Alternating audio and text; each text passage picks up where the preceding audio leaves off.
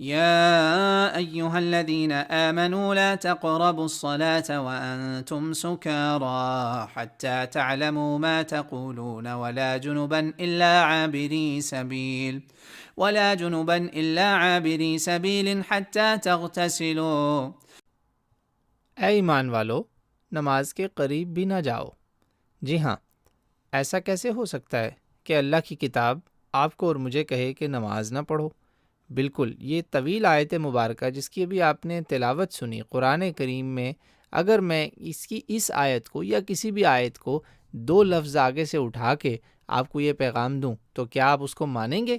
بالکل نہیں مانیں گے۔ ہر مسلمان، ہر کلمہ گو جانتا ہے کہ وہ دھوکہ ہوگا، فریب ہوگا۔ اسی کی ایک مثال آگے کچھ واقعہ پیش ہونے جا رہا ہے، اس کو سنیے گا۔ السلام علیکم ورحمۃ اللہ وبرکاتہ۔ الحمد لله رب العالمين والعاقبة للمتقين ولا عدوان إلا على الظالمين وأن الله لا يهدي كيد الخائنين وأشهد أن لا إله إلا الله وحده لا شريك له وأشهد أن محمدا عبده ورسوله اللهم صل وسلم على نبينا محمد وعلى آله وأصحابه وبارك وسلم اما بعد۔ بہنوں بھائیو، آج کل ایک الزام زیر گردش ہے، اور وہ الزام ہے ایک انتہائی مشہور و معروف شخصیت مولانا مفتی محمد اسحاق المشہور فتاوی آن لائن والے، ان کے بارے میں۔ وہ الزام زیر گردش ہے اس بات پر کہ خدا نخواستہ معاذ اللہ وہ رسول اللہ صلی اللہ علیہ وسلم کی ختم نبوت کے منکر ہیں، اور یہ الزام جس شخصیت نے لگایا اس پر ہم بعد میں بات کریں گے۔ اس موضوع کے اوپر ہم تین سمجھیں، اس میں 3 ٹاپکس پہ اس کو ڈیوائیڈ کریں گے، 3 موضوعات میں بات ہوگی۔ سب سے پہلے تو ہمیں یہ دیکھنا ہے کہ جس پر یہ الزام لگا اس کا ختم نبوت سے تعلق کیا ہے، پہلی بات۔ دوسری بات اس میں ہم یہ کریں گے کہ ایسا کیوں کیا گیا، اصل بات کیا تھی جس کو کاٹا گیا، جس کو پیش کیا گیا کاٹ کر ایک چھوٹے سے کلپ میں، مشکل سے سمجھیں کہ 1 منٹ کی بھی بات نہیں ہے، وہاں سے یہ بات بنائی گئی، وہ اصل بات کیا تھی۔ تیسری بات ہوگی ایسا کیوں کیا گیا، کرنے والے کون ہیں، وہ آخر میں ہوگی، اور وہ الزام لگانے والوں کا بھی آپ سن لیں گے، بہت ساروں کو تو شاید پہلے ہی پتہ چل گیا ہو، ٹھیک ہے، کیونکہ یہ بڑا عجیب و غریب الزام آیا ہے، اور یہ ایک ایسی شخصیت کے بارے میں آیا۔ اب میں موضوع کی طرف آؤں گا تو 3 سمجھیں یہ ہیں آج سب ٹاپکس، 3 پوائنٹس ہیں میجر۔ پہلا جو پوائنٹ ہے کہ جس کے بارے میں یہ الزام آیا اس کا ختم نبوت کے ساتھ کیا تعلق ہے جس پر یہ ایسا الزام لگ گیا۔ تو جی ہاں، یہ مولانا مفتی محمد اسحاق رحمۃ اللہ علیہ وہ اس دنیا سے اب جا چکے ہیں، تو اس لیے ہم پر واجب ہو چکا ہے کہ اگر ہمارے معاذ اللہ اگر کسی دشمن پر بھی الزام لگتا جو یا کوئی بات کی جاتی اور وہ ایسی ہو کہ جو بالکل ان کی شخصیت کا ہی مطلب وہ ہو، الٹ ہو، اپوزٹ ہو، تو پھر بات تو کرنا ضروری ہے۔ تو میں پہلے چاہوں گا کہ آپ کو یہ بتاتا چلوں کہ ان کی ختم نبوت کے بارے میں خدمات کیا ہیں، ان کا ختم نبوت کے ساتھ لینا دینا کیا ہے، اور اسی کے اوپر ان پر الزام بھی لگ گیا۔ جی ہاں، یہ شخصیت جو ہے یہ اصل میں ختم نبوت کا، ان کو مجاہد اگر کہا جائے تو وہ بالکل مبالغہ نہیں ہوگا۔ یہ 1 مین آرمی تھے دین کے مختلف شعبوں میں، اور ختم نبوت کے شعبے میں بھی یہ 1 مین آرمی ہی تھے۔ اس کے اندر میں آپ کو بتاؤں 3 مختلف لیئرز، یعنی 3 ٹریکس پر ملٹی پرانگ ان کا کام تھا ختم نبوت کے اوپر۔ وہ کیا؟ پہلا تھا ان کا، اس کے 3 حصے ہیں، یعنی یہ جو ہمارے ٹاپک کا پہلا حصہ ہے نا، اس حصے کے بھی آگے اب ہم 3 ٹاپکس میں دیکھیں گے اس کو کہ ختم نبوت میں انہوں نے 3 طرح سے کام کیا۔ پہلا عملی کام تھا ان کا علمی جہاد۔ علمی جہاد تھا جو خاص طور پہ ان جگہوں پر جا کر انہوں نے ختم نبوت اور قادیانیت کا رد کیا جہاں پر قادیانیت کا زور و شور سے کام جاری تھا، اور بہت سارے لوگ بھی بلکہ بے خبر تھے قادیانیت کے بارے میں، اور وہ ہیں دینی درسگاہیں، مختلف انسٹیٹیوٹس، مختلف ارباب اختیار، یہاں تک کہ بعض حکومتی اداروں میں کام کرنے والے لوگ، وہاں تک آپ کی پہنچ ہوئی جہاں عام کوئی مولوی عالم مبلغ نہیں پہنچ سکتا، وہاں مولانا مفتی محمد اسحاق رحمہ اللہ پہنچے۔ دوسرا جو ملٹی پرونگ، اگین یہ سائملٹینیسلی کام چل رہا تھا، دوسرا آپ کا کام تھا قادیانیت کا علمی محاسبہ، جس میں آپ نے طلباء اور علماء کو یہ سکھایا کہ قادیانیوں سے بات کیسے کی جائے، بات کرنے کا طریقہ کیا ہو، انداز کیا ہو، بیہودہ اور نفرت آمیز انداز اختیار نہیں کرنا، حقائق سے بات کرنی ہے، اور بات ہمیشہ قرآن و سنت سے کرنی ہے، صحیح دلیل کے ساتھ کرنی ہے، اور مسئلے کی جڑ کو آپ نے قرآن اور حدیث کے محکم دلائل، نصوص کتاب سنت سے پیش کیا، یعنی اور ان کی یعنی ان کو بے نقاب کیا اس سے مسئلے کی جڑ سے، یعنی کہ اصل جو روٹ کاز تھا نا قادیانیت کا، وہاں سے پکڑا کہ یہ کہاں سے یہ فتنہ جو ہے نکلتا ہے، اور ان کے اوپر ایسی یعنی ان کی ایسی گرفت کی کہ وہ علماء اور عامہ کے لیے علمی خزانہ چھوڑ کر گئے کہ آپ نے قادیانیوں سے کیسے بات کرنی ہے۔ اور اس کام کا تو ثبوت ان کے لیکچرز ہیں، آپ کبھی بھی یوٹیوب پر لکھیں مولانا اسحاق رد قادیانیت، مرزا غلام احمد قادیانی ختم نبوت، آپ دنگ رہ جائیں گے کہ ایک آدمی نے علمی خزانہ چھوڑا ہوا ہے۔ تو اس کے لیے مجھے آپ کو لیکچرز بتانے کی ضرورت نہیں ہے، آپ نے یہ دیکھنا ہے، کیا ہوا کام ہے۔ اب تیسرا جو ملٹی پرونگ کام تھا، یعنی جیسے سمجھے کہ ایک آدمی 3 ٹریکس پہ بیک وقت کام کر رہا ہے، ایک ون مین انسٹیٹیوشن کی طرح، ایک ادارے کی طرح، وہ تھا تیسرا ان کا ٹریک، جس میں آپ قادیانی مربی اور ان کے نام نہاد خلیفوں تک آپ نے اپنی تبلیغ اور دعوت پہنچائی۔ اس کا آپ نے ذکر اپنے لیکچرز میں بارہا مرتبہ کیا، اور ان کا حالیہ ایک لیکچر جو ان کی وفات سے چند سال پہلے، کچھ عرصہ پہلے ریکارڈ ہوا یوم پاکستان کے اوپر غالباً، وہ اردو کے ان کے چند نادر خطابات میں سے موجود ہے، وہاں پہ انہوں نے اس کا خود ذکر کیا۔ مبشر احمد، جس نے مرزا طاہر یا مرزا مسعود دونوں میں سے کوئی ایک تھا، یا تو خلیفۃ الرابع تھا یا خلیفۃ الخامس تھا قادیانیوں کا، وہاں تک ڈاک باقاعدہ ایک سے زیادہ مرتبہ بھجوائی، اس کو چیلنج کیا، ایسا زبردست چیلنج کیا کہ آج تک وہ جواب نہ دے سکے، اور وہ اتنا ڈر گئے کہ انہوں نے کہا یار یہ جو بابا ہے نا، اس کو نہ لانا ہمارے پاس مناظرے کے لیے، یہ ربوہ کا حال ہے آپ کی۔ جی ہاں، آپ ربوہ تک گئے، اور وہاں پہ آپ نے نبوت کے مقام پر ایسا بیان دیا کہ قادیانیوں کو سوچنے پر مجبور کر دیا، اور اس کے کئی عینی شاہد اور گواہ بھی ابھی تک ان کے خاندان کے لوگ موجود ہیں۔ یہ جو تینوں ان کا 3 لیول کا کام ہے نا، اس کے گواہ کئی ہیں، ان کی اپنی اولاد ہے، ان کے اپنے گھر والے ہیں، ان سے فیضیاب ہونے والے بے شمار لوگ ہیں، اور وہ خاص ارباب اختیار، چاہے وہ قادیانی مربی ہوں، چاہے وہ علماء اسلام ہوں، چاہے وہ حکومتی ادارے اور بڑی بڑی پوسٹوں پر بیٹھے ڈاکٹرز حضرات، پروفیسرز حضرات، چاہے وہ ہوں۔ جی ہاں، ان تینوں جگہوں کے آپ کو لوگ گواہ ملیں گے۔ یہ ہو گیا جی پہلا حصہ کہ ایک بندہ ختم نبوت کا مجاہد ہے، اور وہ ایسا مجاہد ہے کہ انہوں نے نہ صرف یہ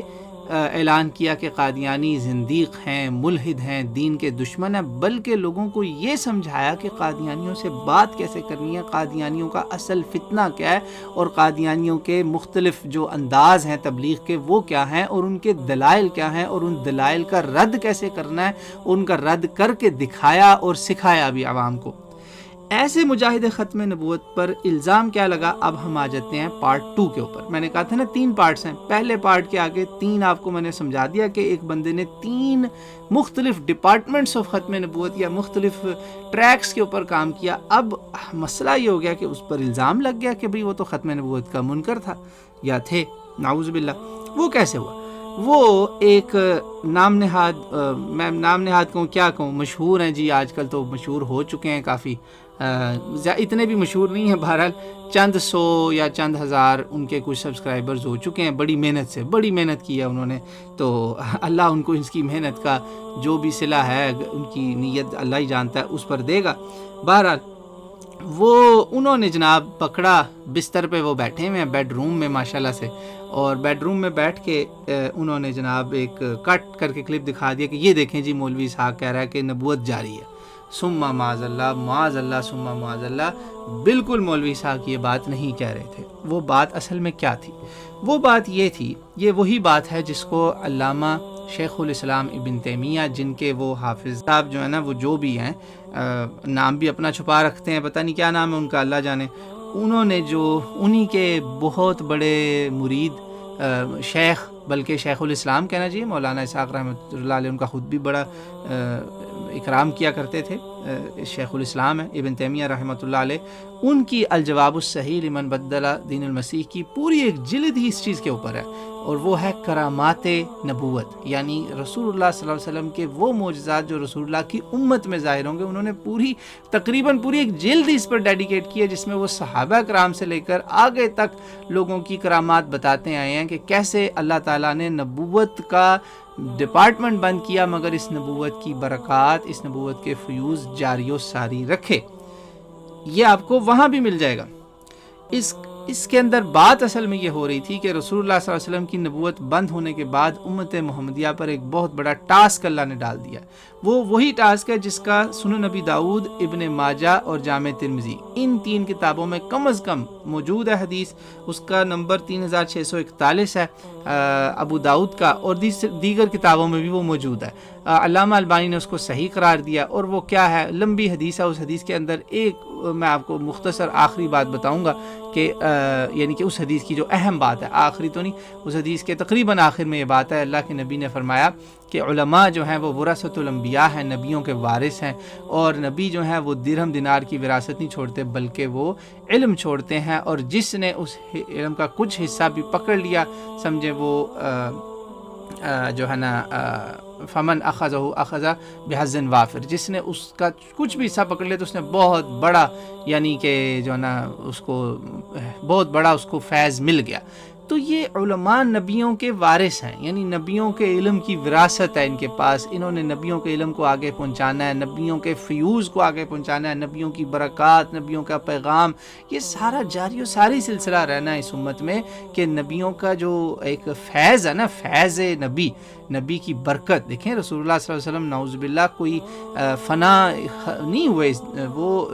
دنیا سے پردہ فرمایا ہے، مگر آپ کا چھوڑا ہوا علم، آپ کے تیار کیے ہوئے لوگ، آپ کے علم کی سند، اور سب سے بڑا اس کا ثبوت قرآن کریم ہے، کلام اللہ ہے، اس کے بعد علماء ہیں، اور ان علماء میں صحابہ کرام ہیں، ان کی اللہ تعالیٰ کی طرف سے غیبی مدد ہے۔ ابو مسلم الخولانی کا جیسے واقعہ ہے، آپ جانتے ہی ہوں گے کہ یہ وہ بندہ ہے جس کو اسود العنسی الکذاب نے جلانے کی کوشش کی تھی اور وہ جلا نہیں تھا، اور اس کا اکرام اتنا کیا کہ امام ذہبی نے اس واقعے کا ذکر کیا سیر اعلام النبلاء میں، غالباً 8ویں جلد کے اندر، امام ابن کثیر نے بھی اس کا ذکر کیا، شعیب الارناؤت نے اس کے سارے رجال کو ثقہ قرار دیا کہ یہ وہ بندہ ہے جس کا اکرام ابو بکر عمر نے کیا، اور اس کو اپنے بیچ میں بٹھایا اور کہا اللہ نے ہمیں آج وہ بندہ ملا دیا جس نے ابراہیم علیہ السلام کا معجزہ جس کے اوپر ظاہر ہوا۔ جی ہاں، اس کو جلا نہیں سکا تھا کذاب جھوٹا نبی۔ تو یہ فیوز ہیں، برکتیں ہیں نبوت کی، اور اس کو شیخ الاسلام ابن تیمیہ کہتے ہیں در حقیقت یہ رسول اللہ کے معجزے ہیں جو اس امت میں ہر اس خادم رسول کے اوپر ظاہر ہوں گے جو دین کا کام کر رہا ہے، دین کی خدمت کر رہا ہے۔ خود ابن تیمیہ کی کرامات ہیں، ابن تیمیہ کی اپنی کرامات ہیں، یہ کرامات کا ذکر ہے۔ وہ میں نے آپ کو بڑے بڑے حوالے دے رہا ہوں، سنن نبی داؤد سے حوالہ دیا میں نے، ابو مسلم الخولانی کا واقعہ بتایا جو سیر اعلام النبلاء کی غالباً 8ویں جلد کے اندر ہے، یا ٹھیک ہے نا، تو بہرحال سیر میں موجود ہے۔ علامہ ذہبی نے اس پہ بڑا بہت زبردست بیان کیا ہے، اور صحابہ کے احوال پہ جتنی کتابیں ہیں وہاں پہ بھی اس کا ذکر ملتا ہے۔ الاستیعاب جو ہے وہ ابن عبد البر کی، وہاں بھی ہے، الاصابہ فی تمییز الصحابہ وہاں پر بھی ہے۔ تو یہ وہ واقعہ ہو گیا۔ حدیث ابو داؤد کی، ابو مسلم الخولانی کا واقعہ، ابن تیمیہ کی پوری ایک جلد، وہ ان کے شیخ بھی ہیں، ان کی جماعت کے تو وہ سمجھیں جسے کہتے ہیں نا پرومیننٹ شیوخ میں سے ایک ہیں، جو شیخ الاسلام بھی ہیں رحمۃ اللہ علیہ۔ اور میں آپ کو ایک اور واقعہ بتاتا چلتا ہوں، چوتھے پوائنٹ، قاضی سلیمان منصور پوری رحمہ اللہ تائید الاسلام میں ان پر بھی ایک اللہ تعالیٰ نے بڑا کرم کیا کہ ان کو جب پتہ چلا نا کہ مرزا غلام احمد قادیانی کو لوگ مشورہ دے رہے ہیں کہ دیکھو تم نے مسیح موعود ہونے کا دعویٰ کیا ہے، تو مسیح جو ہے نا عیسیٰ علیہ السلام انہیں تو حج کرنا ہے فج الروحا کے مقام سے، اس کے اوپر حدیث بھی ہے، تو تم برطانیہ ملکہ کی حکومت جاؤ حج کر آؤ۔ جب یہ خبر ان کو پہنچی تو انہوں نے تائید الاسلام میں اس کا اعلان کیا، اور یہ بڑا مشہور واقعہ ہے، اس کے شاہد جو ہے نا، اور ان کی اگلی نسلیں بھی ابھی تک، ان کی اگلی نسلیں آج ہمارے تک ابھی بھی موجود ہیں۔ تو قاضی صاحب نے فرمایا رحمۃ اللہ علیہ نے، قاضی سلیمان منصور پوری، اور وہ بھی انہی کے جماعت کے عالم ہیں، اہل حدیث عالم دین ہیں، انہوں نے کہا کہ میں اللہ کی تائید سے یہ بات تمہیں کہتا ہوں کہ اس کو حج نصیب نہیں ہوگا۔ یہ ہو گیا چوتھا پوائنٹ۔ چوتھا ثبوت، اصل بات یہ مولانا کر رہے تھے، اور آپ ان کا وہ پورا خطبہ، پورا درس سنیں، آپ کو ساری بات سمجھ میں آ جائے گی۔ ختم نبوت کے ان کے اتنے خطبات ہیں، آپ سنیں، آپ کو بالکل کلیئر ہو جائے گی یہ بات کہ اللہ تعالیٰ نے جب نبوت کا سلسلہ بند کیا تو اللہ تعالیٰ نے اس امت کو محروم نہیں کیا، یہ امت مرحومہ ہے، محرومہ نہیں ہے۔ اور یہ اس کا بہت بڑا ثبوت ہے۔ ایک عام عالم دین کہہ رہا ہے مجھے اللہ کی تائید ہے، میں بتا رہا ہوں اس کو حج نصیب نہیں ہوگا، اور وہی ہوا۔ مرزا غلام احمد قادیانی مر گیا بغیر حج کے۔ یہ کرامت ہے، اور یہ کرامت اصل میں رسول اللہ کی تھی، رسول اللہ کی نبوت کی صداقت تھی، بالکل ویسے جیسے ابن تیمیہ نے کہا تھا کہ یہ رسول اللہ کے ہر امتی کے اوپر جو دین کی خدمت کر رہا ہے، دین کا کام کر رہا ہے، دین کا مجاہد ہے، اللہ اس کی تائید اور نصرت کرے گا۔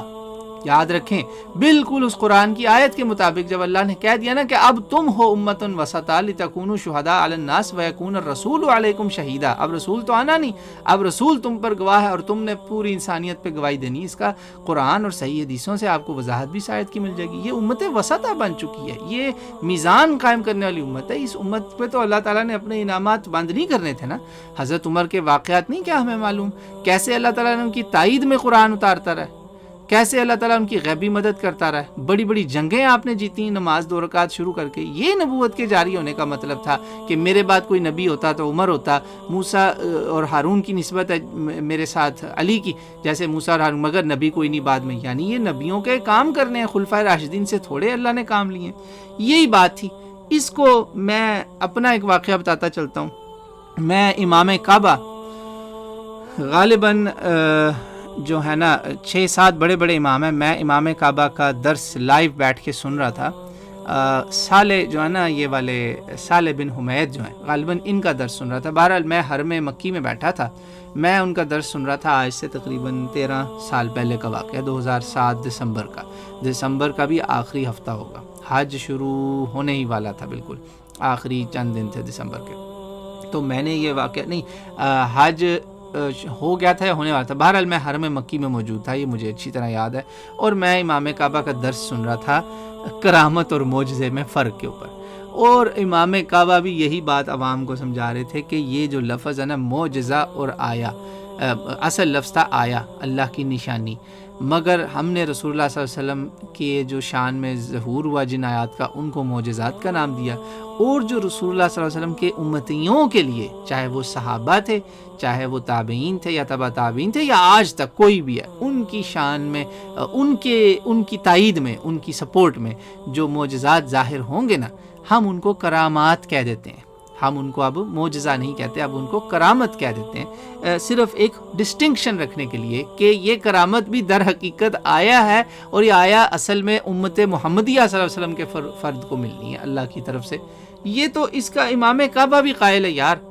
اب اگر یہ باتیں آپ ان لوگوں کی سیاق و سباق سے کاٹیں جیسے مولانا اسحاق کی کاٹی، تو پھر تو ان ساروں پہ نعوذ باللہ قادیانی نواز اور کفر کے فتوے لگتے ہیں۔ کتنا بڑا ظلم عظیم کیا ان لوگوں نے،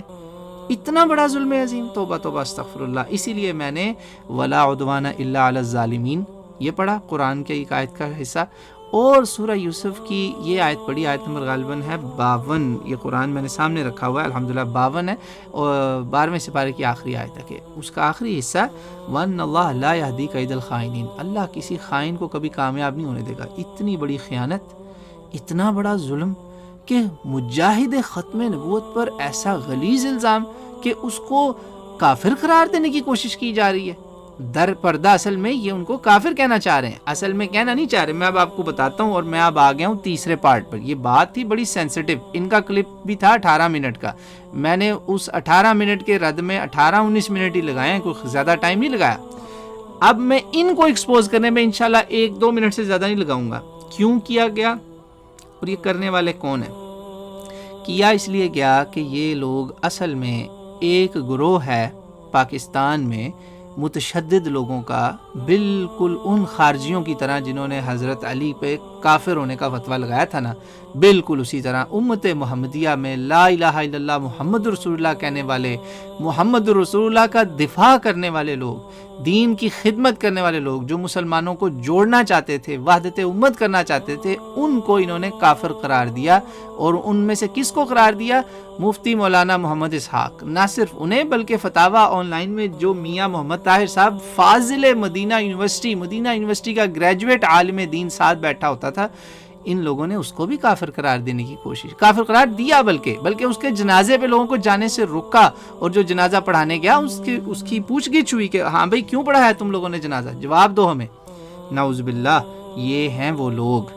سمجھ گئے آپ یہ کرنے والے کون لوگ ہیں؟ کہ جب انہوں نے مولانا محمد اسحاق کے مرنے پر خوشیاں منائیں تو ان کا اپنا استاد حافظ زبیر علی زئی رحمہ اللہ رو رہا تھا کہ میری تربیت میں کیا کمی رہ گئی تھی کہ یہ لوگ اس کے مرنے پہ خوشیاں منا رہے ہیں۔ جی ہاں، یہ ہیں وہ لوگ۔ اب ان کو سمجھ نہیں آتی کہ ہم کافر تو اس کو کہہ چکے، مگر اب اس کو کافر ثابت کیسے کرنا ہے؟ اب یہ نا ادھر ادھر سے باتیں کاٹ کے، کوئی ادھر سے پکڑ کوئی ادھر سے پکڑ، ان کی عقل ٹھکانے ہی نہیں ہے۔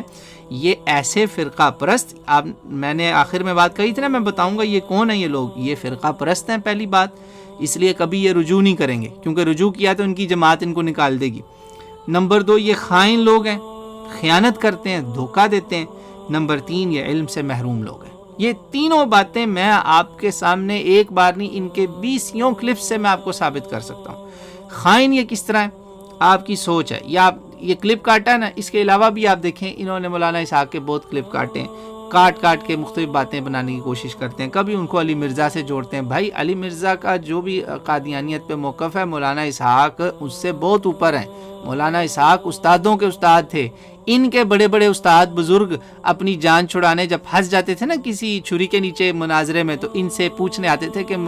بزرگوں آگے دسو کی کرنا ہے، آگے بتائیں، ہم مر چلے ہیں۔ جی ہاں، کہ اپنی کتابوں کی تصحیح کراتے تھے، فتوے جب دیتے تھے تو فتوے دینے کے بعد فون کر کے روتے تھے کہ ہمارے چھوٹے چھوٹے بچے ہمیں معاف کر دینا۔ جی ہاں، یہ ایسے خائن اور فرقہ پرست لوگ ہیں، اور علم سے اتنے خالی ہیں کہ یہ جو کلپ ہے نا، اس میں آپ کو ایک مزے کی بات بتاتا ہوں اور اس پہ بات ختم کر۔ اس کلپ کو میں نے جب دیکھا، میں نے کہا یار عید پر یہ بیڈ پہ بیٹھا ہوا، یہاں پہ یا تو کھانا کھانا تھا اس نے، یا یہ بیڈ پہ اس نے سونا تھا، یا کچھ اور ہوا اس کے ساتھ، کوئی اس کی ذلت تمیز اس کے ساتھ، یا تو کوئی جھگڑا ہو گیا، کسی نے اس کا دل دکھا دیا جو اتنا جلا ہوا، یہ اتنا ظلم، یہ بیڈ پہ بیٹھ کے کلپ بنانے والا کام ہے، جاہل آدمی۔ تو میں نے کہا نا علم سے خالی ہیں، تینوں پوائنٹ ہے، میں آپ کو ثابت کرنے لگا ہوں اس کی۔ اب میں علم سے خالی ہونا اور خیانت تو آپ نے پکڑ ہی لی، سمجھ گئے سارے، اب علم سے خالی ہونے کا میں ثبوت دیتا ہوں۔ اس کلپ میں اس نے کہا جی قرآن کی قرات سے ثابت ہو چکا ہے کہ خاتم النبیین بھی اور خاتم تو نا میں نے اس کو لکھا، میں نے کہا میری بات سنو، تم نے کتنا بڑا ظلم کیا ہے، علم تم لے رہے ہو مولانا اسحاق سے، کلپ ان کا تم دیکھ رہے ہو، مجھے پتا ہے تم نے یہ کس کلپ سے بات کاٹی ہے، اور وہیں سے لے کر اور انہی پہ کفر کا فتویٰ۔ خدا کا خوف کرو، کھاؤ قسم تم نے یہ کلپ ان سے نہیں لیا۔ تو نا یہ مکر گیا، پہلے اس نے اچھا مکرا کیسے، توریہ کیا اس نے، میں ان کی بلا حرکتیں جانتا نہیں ہوں، میں بھی مدرسوں کا پڑھا ہوا ہوں، تو اس نے مجھ سے توریہ کیا، اس نے لکھا الحمدللہ ہم نے یہ باتیں اپنے سلف سے سیکھی ہوئی ہیں، یہ سلف کی باتیں ہیں۔ میں نے اس کو کہا سنو میری بات، قرآن رکھو اپنے سر پہ، آؤ میرے سامنے لائیو، میں تمہیں چیلنج کرتا ہوں، قسم دیتا ہوں میں تمہیں اللہ کی، اور جھوٹ اگر بولو تو تم پر اللہ کی لعنت ہو، مکار انسان، تم نے یہ باتیں علم مولانا اسحاق کا کاپی کیا ہے، چوری کیا ہے، اور فتویٰ بھی انہی پر لگا رہے ہو تم۔ خدا کا خوف کرو، اللہ سے ڈر جاؤ۔ آپ یقین مانیں الحمدللہ وہ جو تعاقب میں نے اس کے جو آخری کومنٹ لکھا نا، اس سے میرے 2 3 4 کومنٹ چل رہے تھے، جب یہ آخری لکھا نا کہ بھائی تم نے دھوکہ دیا، فراڈ کیا، تمہیں علم خود کو ایک لفظ نہیں پتا قرآن کی قرات کا، اور تم جھوٹ بولتے ہو، کاپی مولانا اسحاق کا کرو، وہ والا مولانا اسحاق کا کلپ ہے یہ۔ مولانا اسحاق نے قادیانیوں کے اوپر ایک ایسا بند باندھا ہوا نا کہ اب کوئی قادیانی مربی منہ نہیں کھولتا۔ یہ قرآن کا جو لفظ ہے نا، نبیوں کا اختتام، وہاں پہ انہوں نے ایک گھیرا ڈالا تھا ہمارے عام مسجدوں کے ہلکے پھلکے بیچارے مولویوں کو کہ نہیں قرآن میں خاتم لکھا ہے، قرآن میں اگر خاتم ہوتا نا تو نبی ہم نے مان لینا تھا رسول اللہ کو آخری۔ تو مولانا اسحاق نے کہا آؤ میں تمہیں قرآن سے ہی خاتم بھی دکھاتا ہوں۔ یہ بات تو آپ کسی عام مولوی کو پاکستان میں کہیں گے تو وہ تو آپ کو کہے گا تم کافر ہو، قرآن ہی بدل رہے ہو۔ جی نہیں، ان جاہلوں کو یہ نہیں پتا کہ قرآن کو ایک سے کئی مختلف طریقوں سے پڑھا گیا ہے، اس کو بالکل نہیں پتا تھا۔ یہ ابو یحییٰ جو ہے نا، اس نے یہ کاپی کی مولانا اسحاق کی بات۔ یہ بات تو میں اس لیے جانتا ہوں کہ میں نے ایک مبلغین اور علماء کے گروہ میں یہ بات پیش کی تو لوگ گھوم کے رہ گئے تھے کہ ہیں قرآن کی بھی قرات ہیں جن میں زیروں زبروں میں بھی فرق ہوتا ہے۔ جی ہاں، آپ کے مولانا اسحاق یہ کام بھی کر گئے ہیں، وہ علم قرات سے بھی پوری طرح واقف تھے ماشاءاللہ ثم الحمدللہ۔ ان جاہلوں کو نہیں یہ بات پتا تھی، اس بندے نے یہ بات کاپی کی ہے۔ ان کو تو یہ بھی نہیں پتا تھا کہ قرآن کی قرات کی جو ہے وہ قرات العشر کیا ہے اور قرات سبع کیا ہے اور کون سے قاری نے کیا پڑھا ہے۔ اس نے یہ بات ان سے کاپی کی ہوئی تھی۔ میں نے اس کو پکڑا، جواب نہیں یہ دے سکا۔ اس نے ہو بہو مولانا اسحاق کی باتیں جملے پورے کاپی کیے ہوئے ہیں۔ پتہ چل جاتا ہے، نہ یقین آئے تو آپ میری بجائے مولانا اسحاق کے جو بیٹے ہیں آپ ان سے گواہی لے لیجئے گا۔ میں آپ کو کلپس دکھا دوں گا اور آپ کو دکھاؤں گا کہ یہ والی لائن اس نے کاپی کی، یہ والی کاپی کی، یہ والی کاپی کی، بالکل اس قرآن کی آیت کے مطابق۔ سورہ یوسف کی آخری آیت، وہ 12ویں سپارے کی آخری آیت سورہ یوسف کے اندر 52ویں آیت ہے، 12ویں کی آخری، کہ اللہ تعالیٰ کسی خائن کو کبھی کامیاب نہیں ہونے دے گا۔ جی ہاں، یہ بندہ فرقہ پرست بھی ہے، یہ خائن بھی ہے اور علم سے خالی بھی ہے، محروم بھی ہے۔ اور پیچھے اس کا گرو، اس کا استاد، جس کو اس کے استاد نے کہا تھا کہ یہ میرا ایک ناخلف شاگرد ہے، اللہ اس کے شر سے مجھے بچائے، فسادی سے بچائے۔ یہ وہ لوگ ہیں جو مولانا اسحاق کو کافر کہتے تھے، مگر ان کو سمجھ نہیں آتی کہ اب اس کو کافر کیسے ثابت کریں۔ دیکھیں، اندازہ کریں کتنا ظلم عظیم ہے کہ ایک بندے کو انہوں نے پہلے کافر کہا ہوا ہے، اب کھل کے نہیں کہنا چاہتے تو اب دائیں بائیں سے ادھر ادھر سے باتیں نکالتے ہیں تاکہ عوام اچھی طرح تیار ہو جائے کافر کہنے پہ، پھر ہم سامنے آئیں کہیں دیکھا ہم نے اسی لیے اس کو پہلے سے کافر کہا ہوا تھا، ہمیں تو پہلے ہی پتا تھا۔ نعوذ باللہ، وہاں ان کو کرامت یاد آ جانی۔ اللہ ان کے شر سے بچائے۔ ان کا رد ہو گیا، 3 پوائنٹس میں رد ہوا ہے کہ ختم نبوت پہ مولانا اسحاق کی خدمات، اصل ان کا ختم نبوت کا پیغام مشن آپ جا کے دیکھ لیں، یوٹیوب گواہ ہے، آپ کو وہ ریڈ بیک گراؤنڈ والا ان کا اردو میں ملے گا، پنجابی میں نہیں ہے، اردو میں ہے، اور وہ خدمات 3 مختلف لیولز پہ ہیں۔ پھر میں نے آپ کو اس کا دوسرے نمبر پہ بتایا کہ اصل بات کیا تھی جسے کاٹا گیا، اور تیسری بات کہ ایسا کیوں کیا گیا اور یہ کرنے والے کون ہیں۔ یہ ساری باتیں آپ یاد رکھیے گا۔ اس میں سے کوئی بھی بات رہ گئی ہو تو آپ بالکل تسلی سے پوچھ سکتے ہیں، وضاحت لے سکتے ہیں۔ کوئی بھی اس میں نے بات نہیں چھپائی، ہر بات کھول کے رکھ دی ہے۔ یاد رکھیے گا کہ جو ایسا کرنے والے ہیں اور وہ کون ہیں، ان لوگوں کے شر سے آگاہ ہو جائیں۔ یہ وہی لوگ ہیں جنہوں نے میاں محمد طاہر صاحب، جی ہاں، مدینہ یونیورسٹی کے فاضل، اور اپنے مرتے دم تک اہل حدیث مساجد میں خطبے دیتے رہے، وہ ان لوگوں نے تو اس کو بھی نہیں بخشا۔ یہ لوگ تو اس کو بھی کافر کہتے تھے۔ یہ کافر بالکل وہی لوگ ہیں جو مسلمانوں کو کافر قرار دیتے ہیں۔ یہ وہ فتنہ جس کی اللہ کے نبی علیہ الصلوۃ والسلام نے ہم پر بالکل واضح ہم پر کر دیا تھا کہ یہ میرے بعد آتے رہیں گے، یہ ختم نہیں ہونے۔ تکفیری گروہ ہے یہ، اس تکفیری گروہ سے بچنا۔ ان کی ساری جماعت نہیں ہے، اس جماعت کے اندر یہ تکفیری بھیڑیں وہ خارجی ہیں جن کو جب موقع ملا، جب طاقت ملی تو یہ حضرت علی کو قتل کرنے والے عبد الرحمن ابن الملجم